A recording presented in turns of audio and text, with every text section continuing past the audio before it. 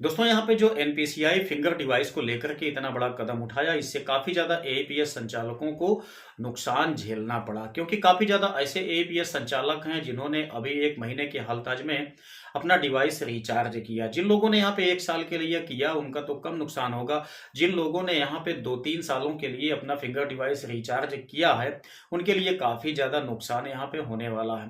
दोस्तों मैं यहाँ पे कहना चाहूंगा कि पेनियर बाय एप्लीकेशन इस बात के लिए काफी सतर्क था और ज़्यादा आप लोगों को सबसे पहले इन्होंने नोटिफिकेशन भी प्रोवाइड कर दिया, तो काफ़ी अच्छा न्यूज इन्होंने पहले से दे दिया। क्योंकि अब यहाँ पे जिन लोगों का जो एलजीओ टाइप की डिवाइस है वो जब रिचार्ज उसका ख़त्म होने वाला है अभी इस बीच में, वो लोग तो मान लीजिए कम से कम इससे बच जाएंगे।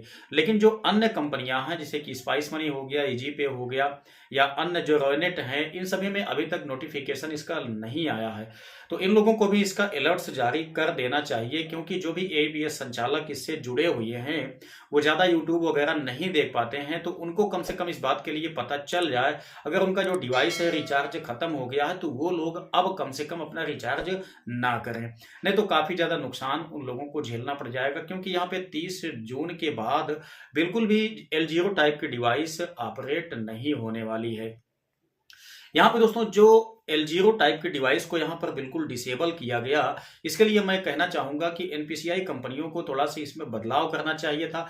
जैसा यहाँ पे नोटिफिकेशन में दे भी दिया गया है कि अपने डिवाइस को अपग्रेड करें, तो यहाँ पे अपग्रेड करने का चांस देना चाहिए था। क्योंकि ये सारी चीजें जो होती हैं वो सॉफ्टवेयर की मदद से ही होती हैं। तो यहाँ पे जो भी एल टाइप की डिवाइस हैं इनको L1 में अपग्रेड कर देना चाहिए था, जिससे कि एक नई डिवाइस हमको बाय करने की आवश्यकता ना पड़ती।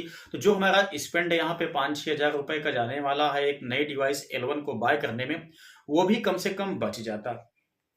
और साथ ही साथ यहाँ पे एक बात ये भी है कि हम लोग जानते हैं कि जब हम किसी नए, जैसे मान लेते हैं हमारे पास कोई सिम है, उसको जब हम पोर्ट करवाते हैं, किसी दूसरी कंपनी में हम शिफ्ट होते हैं, तो दूसरी कंपनियां हमको यहाँ पे कम से कम 3 महीने का या 1 महीने का कम से कम देखा जाए तो रिचार्ज तो मुफ्त में देती ही है। ठीक है, तो इस तरीके से यहाँ पे इन लोगों को यहाँ पे दोस्तों अपग्रेड भी करना चाहिए था। उसके बाद कम से कम 1 साल का रिचार्ज भी यहाँ पे वैलिडेट करना चाहिए था। अपग्रेड करने का जो यहाँ पे रीच मतलब कि कुछ अमाउंट है इनको 500, 1,000 रुपए या 1,200 रुपए ऐसे ही लगाना चाहिए था। क्योंकि यहाँ पे बहुत सारे पैमाने, बहुत बड़े पैमाने पे देखा जाए तो जो डिवाइसें एल की हैं वो डेवलप हो चुकी हैं काफ़ी ज़्यादा संचालकों के पास, चाहे बैंक हो, चाहे मिनी बैंक हो, चाहे दोस्तों कोई जनसेवा केंद्र हो या एपीएस संचालक हो, सभी के पास मंत्रा, मार्फो, स्टारटेक इत्यादि टाइप की जो डिवाइसें हैं वो अवेलेबल हैं। ठीक है, तो यहाँ पे काफी ज्यादा लोगों का कमेंट भी इस बात को लेकर के आया था कि सर मैंने अभी अभी 2 साल का रिचार्ज किया और मुझे यहाँ पे ऐसी डिवाइस से हाथ धोना पड़ गया, काश ये पहले आ गया होता नोटिफिकेशन तो मुझे इतना बड़ा नुकसान झेलना ना पड़ता।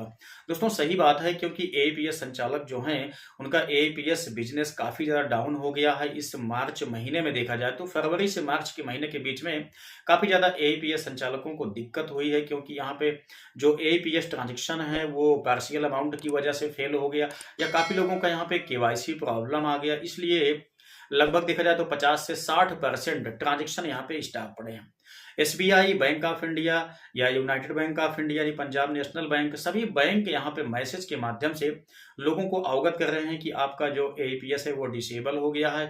एसबीआई कह रहा है कि आप अपने अकाउंट में मोबाइल नंबर को ऐड करवाइए, अदरवाइज आप लोग एपीएस विड्रॉ नहीं कर पाएंगे। ठीक है, तो इस टाइप के बहुत सारे इशू भी यहाँ पे देखने को मिले हुए हैं। तो डिवाइस को लेकर के मेरा जो ख्याल था दोस्तों आप लोगों को मैंने यहाँ पे उसको व्यक्त किया। उम्मीद करते हैं कि आप लोगों को भी कुछ ऐसा ही रुझान आप लोगों का भी आया होगा कि डिवाइस को यहाँ पे रिजेक्ट करने के बजाय अपग्रेड करना चाहिए था।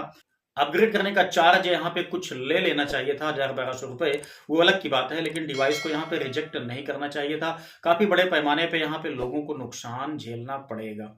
ठीक है, तो क्या कहना चाहेंगे आप लोग कमेंट बॉक्स में अवश्य टाइप करें, क्योंकि यहाँ पे एनपीसीआई एक बड़ा कदम तो उठा ही चुका है जिससे कि सभी लोगों को नुकसान झेलना ही पड़ेगा।